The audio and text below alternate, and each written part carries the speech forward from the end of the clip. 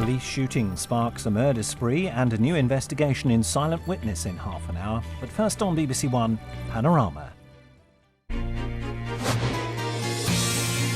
He's the world leader accused of personally approving murder on the streets of London. The conclusion that the Russian state was probably involved in the murder of Mr. Litvinenko is deeply disturbing. But is the president implicated in an assassination also responsible for theft on an extraordinary scale? He has fleets of things that almost no billionaire in the West would have. Vladimir Putin has been accused of looting his own country. Today, Putin behaves like a czar. Tonight, we investigate the truth about President Putin's riches. Why would it be kept secret? Because it belongs personally to Putin, not to the state. And for the first time, the Americans say what they really think about the Russian president. Is Vladimir Putin corrupt? In our view, yes.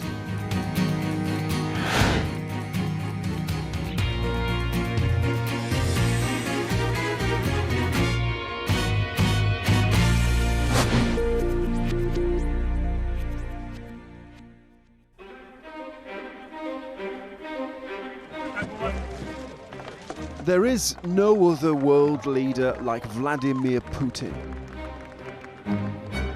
Action man. Man of the people. Да здравствует Россия! And ruler of Russia. Владимир Путин приветствует экипаж морского тральщика. From Ukraine to Syria, Vladimir Putin's influence is being felt. He's faced countless accusations of corruption, but still has record approval ratings in Russia. What do you think of Vladimir Putin? Отличный человек. Но мне кажется, он для России делает очень многое. Долгих лет ему жизни, здоровья. But should the Russian people trust Vladimir Putin?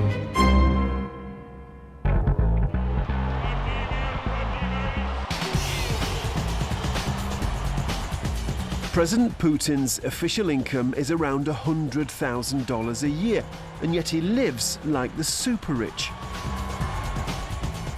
He has a collection of expensive watches. Even his designer tracksuit costs $3,000. He has a level of living that is far in excess of anything anyone in the West would have, even the very richest. It's that kind of level that we see from Saudi princes.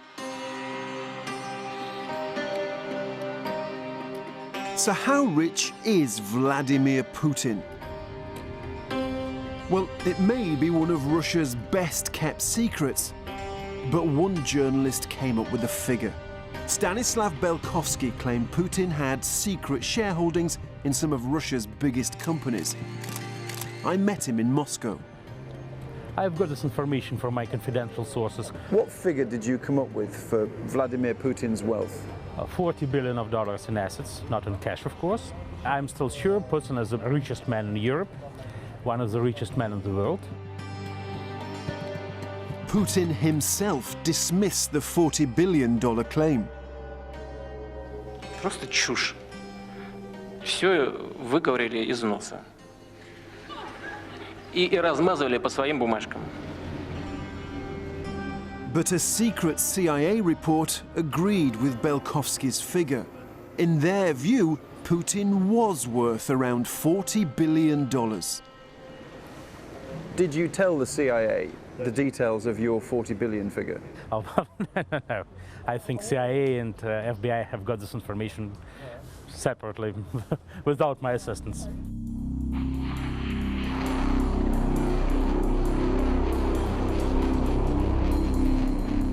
Russia's role in the Ukrainian conflict has led to closer scrutiny of Putin's finances.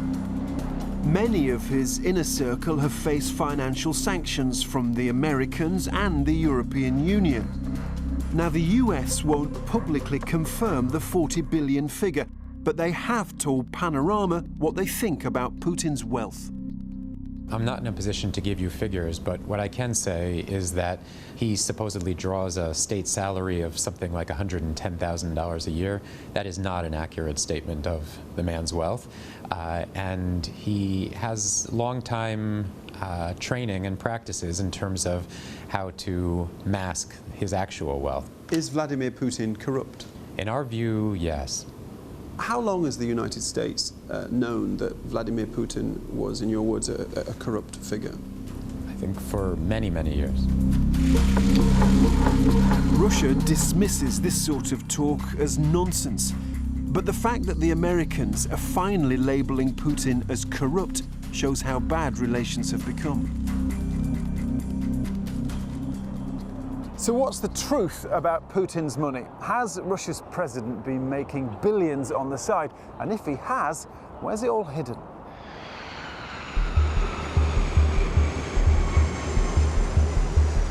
I've come to Estonia to meet a man who says he knows about some of Putin's cash. He fled Russia after falling out with Kremlin insiders. Our contact helped Putin collect money from the super rich. They all thought it was to pay for healthcare. But Sergei Kolesnikov says some of the donated cash was diverted and ultimately used to help build a $1 billion palace for Putin.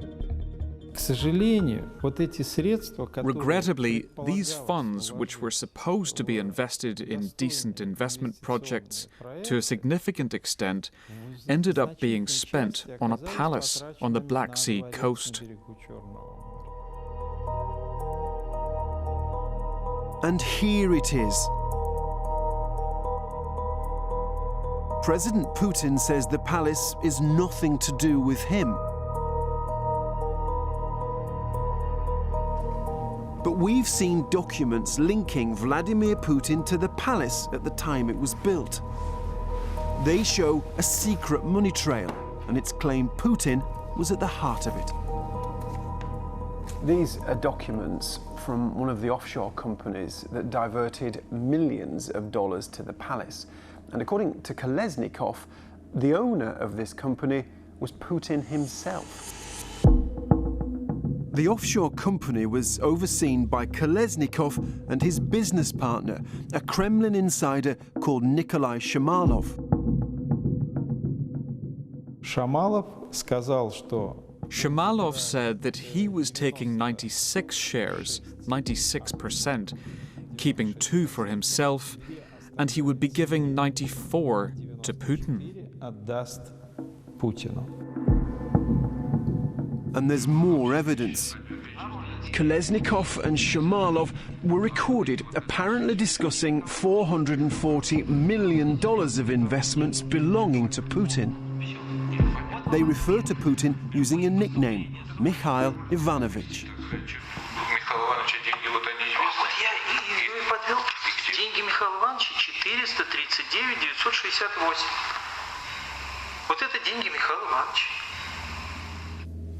Shamalov is still a trusted Kremlin insider. And in that recording, he was discussing Putin's secret fortune.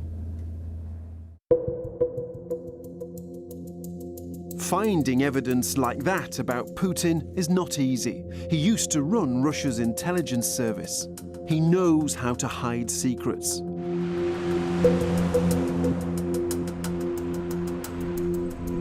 Few from his inner circle ever talk, but Panorama has tracked down one who will.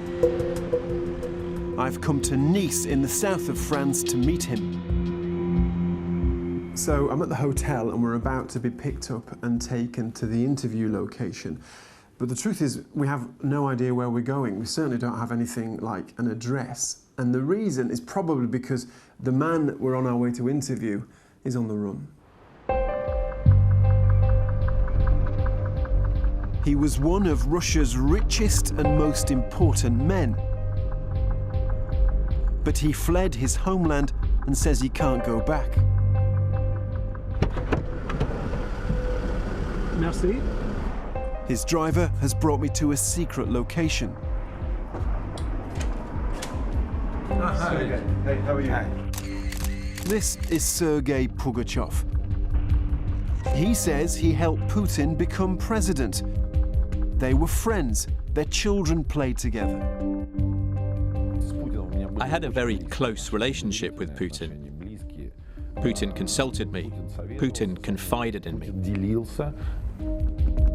Pugachev took Putin to see one of the presidential palaces. Of course, this was an absolutely new world, new life. And of course, he was astonished by it. In that first term as president, what was Putin's attitude to money? I think that Putin was preoccupied with the issue of wealth from the start. I think that for Putin, this was an important factor.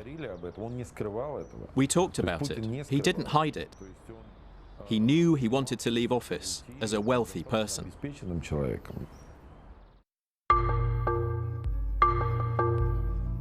Vladimir Putin has come a long way. He wasn't born rich, and to understand him, you need to go to his home city, St. Petersburg.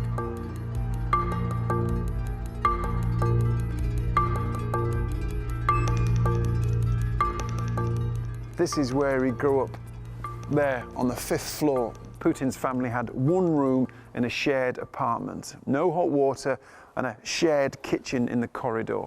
Vladimir Putin grew up in poverty. But it was in St. Petersburg that Vladimir Putin first tasted power.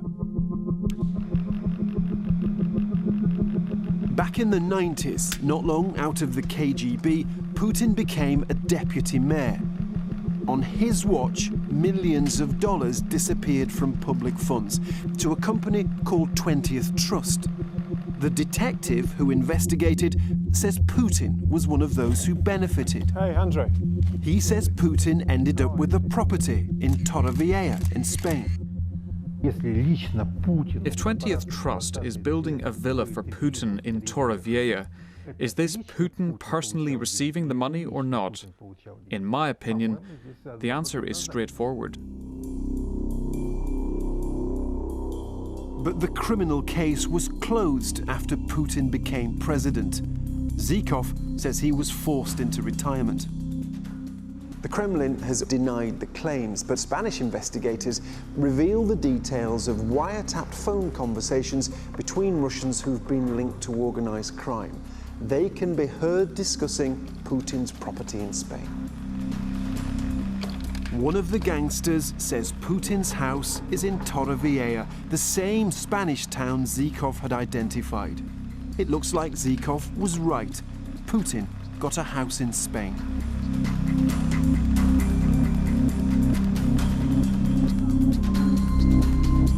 So, in St. Petersburg, Putin learned how to profit from power. He also built a loyal team. After he moved to the Kremlin, they came with him. The men closest to Putin have been with him for years. They were with him here in St. Petersburg, and they've stayed with him ever since. And this is the group that he trusts and that he rewards. And this is the group that runs Russia. Putin's lawyer at the town hall became president and then prime minister of Russia. His former deputy also served as prime minister.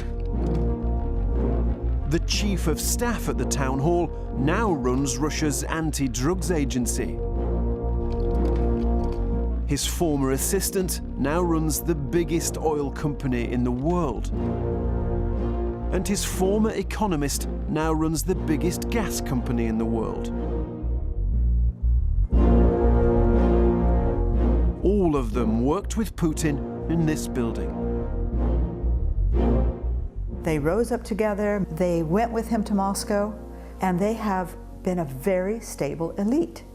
This whole group who grabbed the commanding heights of the Russian economy, they all work together in a very small office, in fact, in St. Petersburg. And as president, Putin was at the center of this new elite. He had power and access to the super rich. You can see how Putin used this by looking at his relationship with Britain's most famous Russian, Chelsea owner Roman Abramovich. Now, he was one of the unwitting donors to Putin's palace. He thought all his cash would be spent on healthcare, and he gave more than $200 million. Abramovich's role was rather simple. He provided $203 million. So were these oligarchs effectively just paying tribute to Vladimir Putin? I think this is exactly what they thought.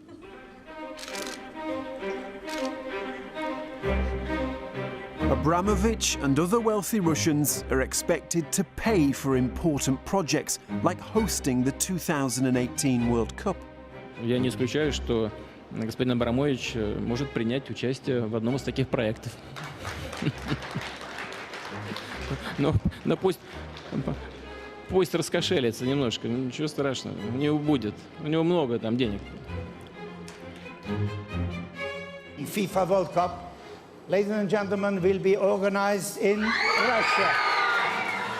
But we have been told about a gift that can't be explained away as good for anyone other than Vladimir Putin. A $35 million yacht like this one, given by Roman Abramovich.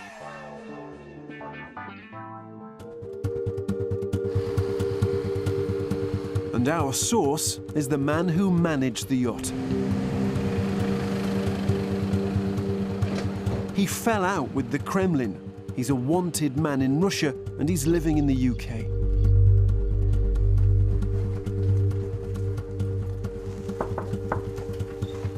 Hi. Dmitry, I'm Richard. Yes, nice to meet you. Dmitry Skarga says he helped oversee the transfer of the boat from Abramovich to Putin. I was on board of this yacht at the end of March 2002 in Amsterdam, and there was a representative of Mr. Abramovich. Skarga says the yacht was given to an offshore company, but the real owner was President Putin. Vladimir Putin visited this yacht, definitely now, at the autumn of 2002 in Sochi. This yacht was maintained and paid for running costs from state budget. Why would it be kept secret? Because it belongs personally to Putin, not to the state. We've seen documents that appear to support Skarga's story. Roman Abramovich's lawyers said the claims were unsubstantiated, little more than a rehash of speculation and rumours. But they didn't specifically deny that he had given President Putin a yacht.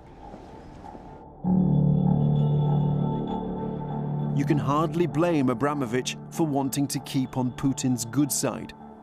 Standing up to him can be dangerous. Масштабы коррупции в России в районе 30 миллиардов оценивается долларов. Это 10-12% ВВП. This is billionaire Mikhail Khodorkovsky publicly challenging Putin about corruption.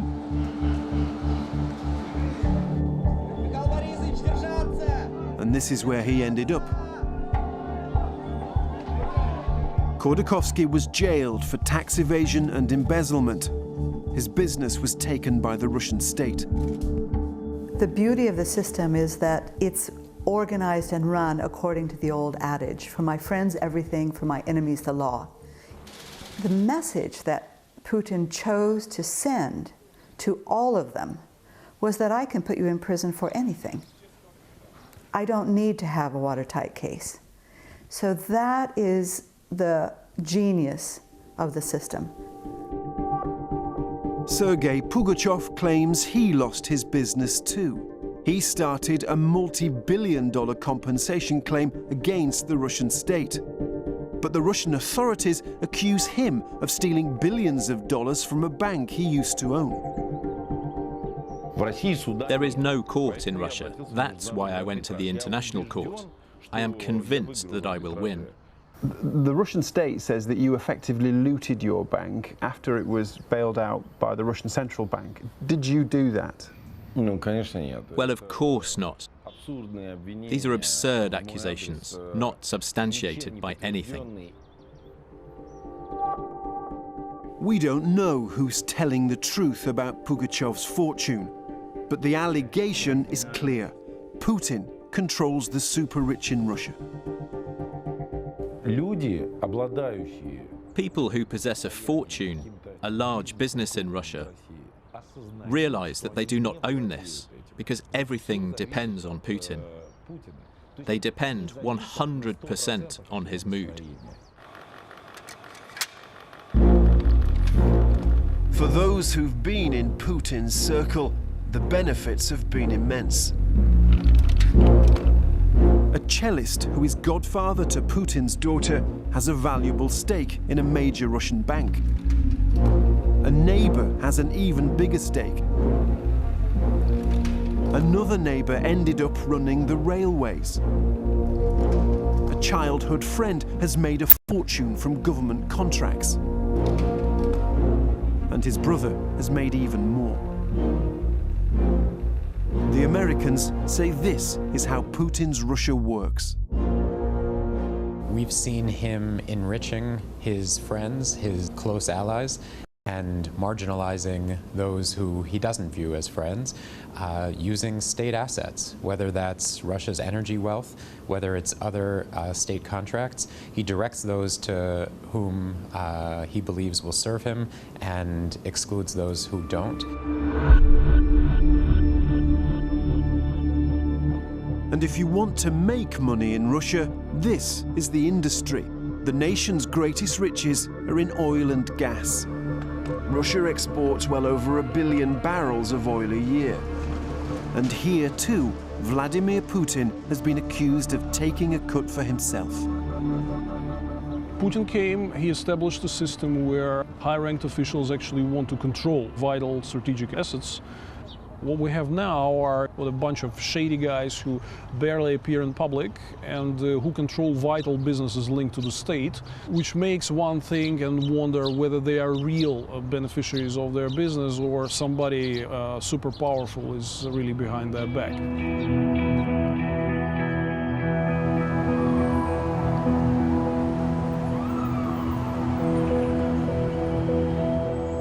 I've come to New York to meet a man who says Putin took a slice of his oil business.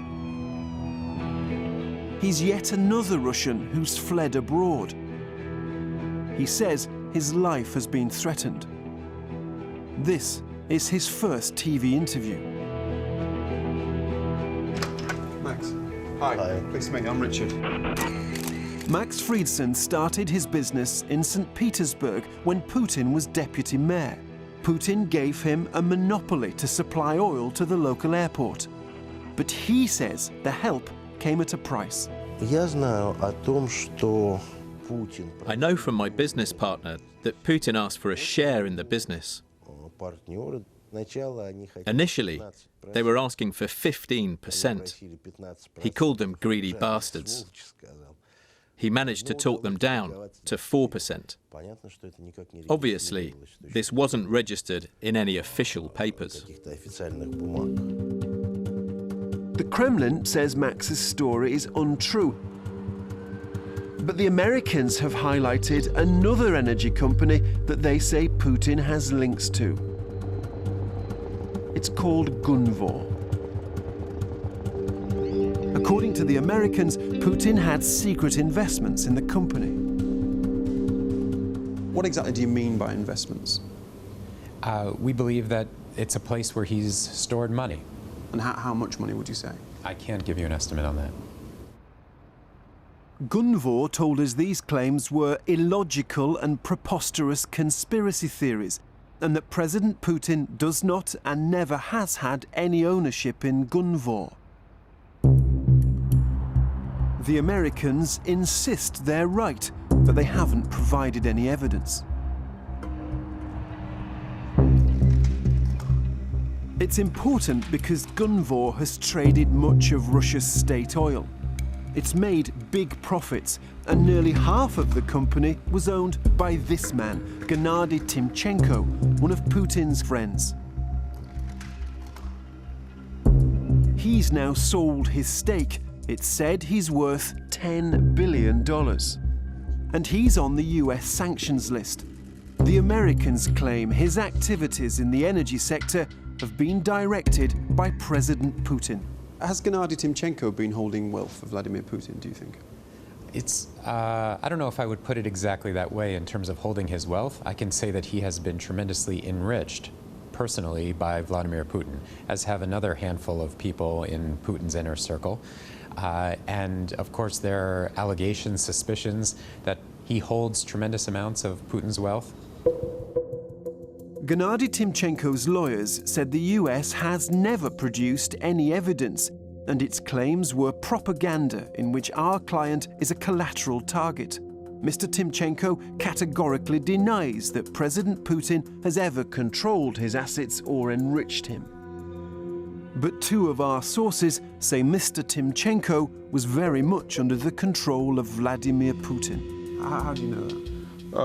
From Mr. Timchenko himself, that you see, sometimes he could just pointing up in talks and saying that everything is controlled by Mikhail Ivanovich. Mikhail Ivanovich is a nickname for the Putin.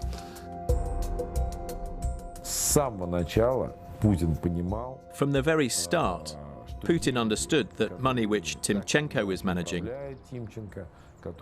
one way or another, without any doubt, belonged to Putin. It was never a secret. Mr. Timchenko's lawyers say our two main sources are not credible and may have access to grind. President Putin denies all the allegations in this program. His spokesman declined to answer our absurd questions because the issues we had raised were pure fiction.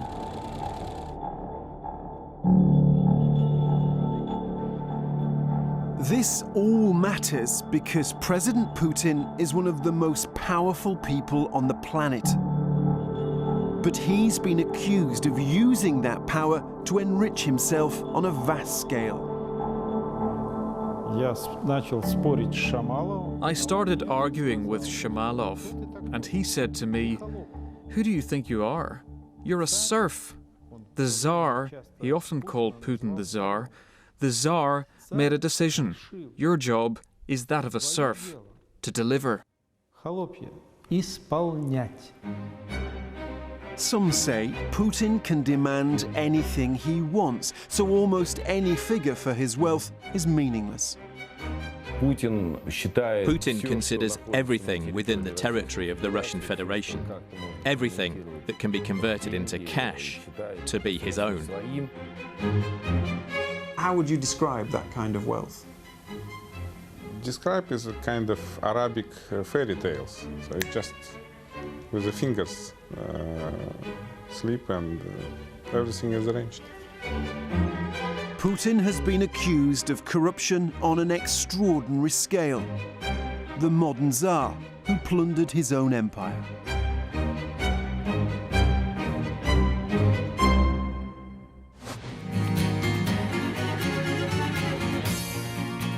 Meeting the nationalists who idolise Putin and threaten foreigners. Reggie Yates' Extreme Russia on BBC Three now. Next here on BBC One, an armed response has far-reaching consequences for the police. Brand new Silent Witness.